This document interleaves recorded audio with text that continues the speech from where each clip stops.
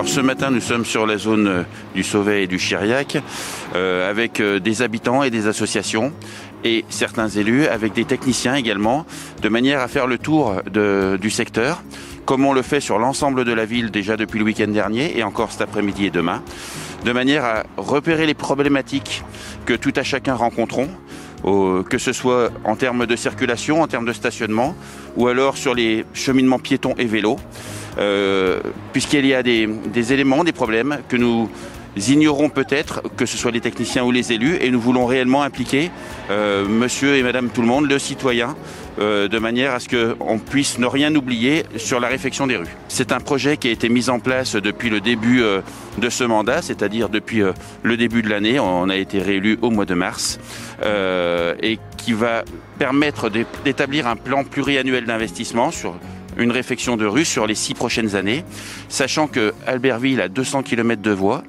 dont 70 km de rue, et sur ces 70 km, il y en a environ 13 à 16 qui seront faites en intégralité. Alors les projets les plus importants pour cette année seront la montée de Palu de manière à pouvoir rejoindre le chemin du Paradis de manière piétonne jusqu'au bout, et puis également la rue Président Coty qui a été remise en sens unique depuis quelques semaines, de manière à ce qu'il y ait une sécurisation accrue qui soit faite pour la sortie de Jeanne d'Arc.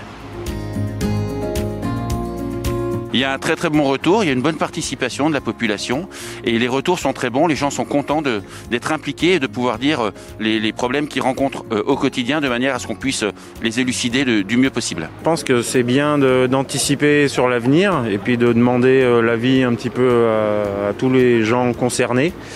Nous notamment, parce que là on fait partie de cette rue spécifiquement.